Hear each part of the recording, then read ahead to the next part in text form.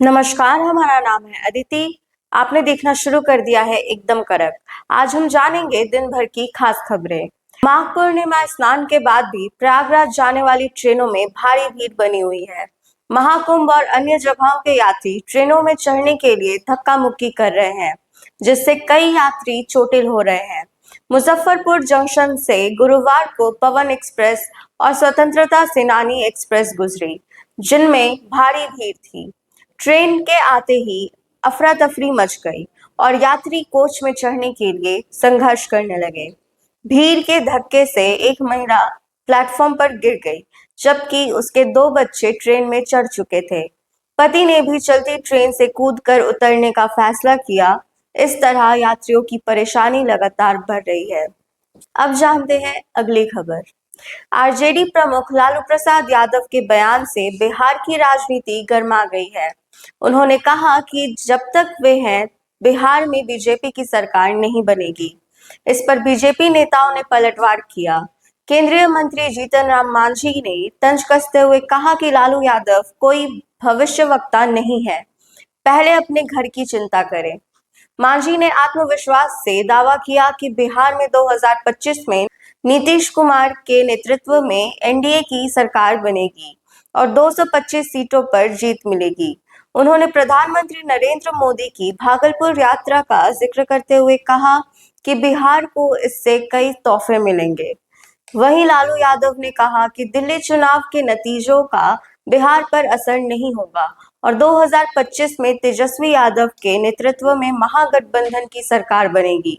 इस पर बीजेपी नेताओं ने इसे महज एक सपना बताया। अब जानते हैं अगली खबर। बिहार के सरकारी स्कूलों में शिक्षकों के ट्रांसफर का इंतजार खत्म होने वाला है। शिक्षा विभाग फरवरी के अंतिम सप्ताह से ट्रांसफर प्रक्रिया फिर से शुरू करने की तैयारी में है।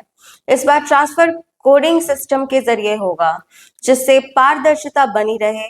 शिक्षकों की लिस्ट नाम के बजाय कोड के रूप में जिला शिक्षा अधिकारी को भेजी जाएगी, ताकि भेदभाव की संभावना ना हो। डीईओ को कोड के आधार पर स्कूल आवंटित करने होंगे और अंतिम सूची मुख्यालय को ईमेल करने के बाद प्रक्रिया पूरी मानी जाएगी। ट्रांसफर प्रक्रिया को सुचारू रूप से पूरा करने के लिए 16 अधिकारियों की टीम गठित की गई है, जिन्हें पहले से ट्रेनिंग दी जा चुकी है। अब जानते हैं अगली खबर। अमेरिकी दौरे पर गए पीएम मोदी से जब पत्रकारों ने गौतम अडानी से जुड़े सवाल पूछे, तो उन्होंने इसे व्यक्तिगत मामला बताया। इसी बयान पर राहुल गांधी ने तंज कसते हुए कहा कि देश में सवाल पूछो तो चुप्पी, विदेश में पूछो तो निजी मामला। राहुल गांधी ने आरोप लगाया कि पीएम मोदी अडानी के भ्रष्टाचार पर पर्दा डाल रहे हैं। कांग्रेस ने भी सोशल मीडिया पर पोस्ट कर मोदी सरकार पर हमला बोला। दावा किया कि अडानी पर कई देशों में जांच और प्रदर्शन हो रहे हैं, लेकिन पीएम इसे निजी मामला कहकर बच रहे हैं। अब जानते हैं अगली खबर। प्रधानमंत्री नरेंद्र मोदी की 2 दिवसीय अमेरिकी यात्रा खास रही। राष्ट्रपति डोनाल्ड ट्रंप से यह उनकी पहली मुलाकात थी, जिसमें भारत अमेरिका संबंधों को मजबूत करने पर चर्चा हुई। ट्रंप ने पीएम मोदी को आवर जर्नी टुगेदर नाम की एक हस्ताक्षरित किताब गिफ्ट की, जिसमें हाउडी मोदी और नमस्ते ट्रंप इवेंट की झलकियां हैं। उन्होंने लिखा, मिस्टर प्राइम मिनिस्टर, आप महान हैं। संयुक्त प्रेस कॉन्फ्रेंस में मोदी ने मागा, मेक अमेरिका ग्रेट अगेन और mega, make India great again को मिलाकर मेगा पार्टनरशिप फॉर प्रॉस्पेरिटी का विजन साझा किया। उन्होंने विकसित भारत 2047 के लक्ष्य पर जोर दिया। गौरतलब है कि 2019 में ह्यूस्टन में हाउडी मोदी और 2020 में अहमदाबाद में नमस्ते ट्रंप रैली हुई थी, जिसमें दोनों नेताओं ने भाग लिया था। अब जानते हैं अगली खबर। पटना में हिंदू शिव भवानी सेना के कार्यकर्ताओं ने एसके पुरी पार्क और अन्य स्थानों पर प्रेमी जोड़ों को रोकने का अभियान चलाया।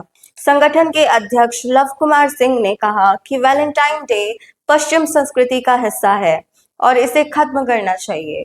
उन्होंने इसे कैंसर से भी खतरनाक बीमारी बताया और कहा कि जोड़े सनातन धर्म की ओर लौटे। कार्यकर्ताओं ने पहले हनुमान चालीसा देकर समझाने की बात कही, लेकिन चेतावनी दी कि अगर कोई नहीं मानेगा तो अपने तरीके से समझाया जाएगा। पहले से ही पटना में पोस्टर लगाए गए थे जिनमें लिखा था, जहां मिलेंगे बाबू सोना तोड़ देंगे कोना कोना। साथ ही संगठन ने कहा कि अश्लीलता फैलाने वालों पर लाठी डंडे से कार्रवाई होगी। अब जानते हैं अगली खबर। आम आदमी पार्टी के नेता और दिल्ली सरकार के पूर्व मंत्री सत्येंद्र जैन की मुश्किलें बढ़ सकती हैं।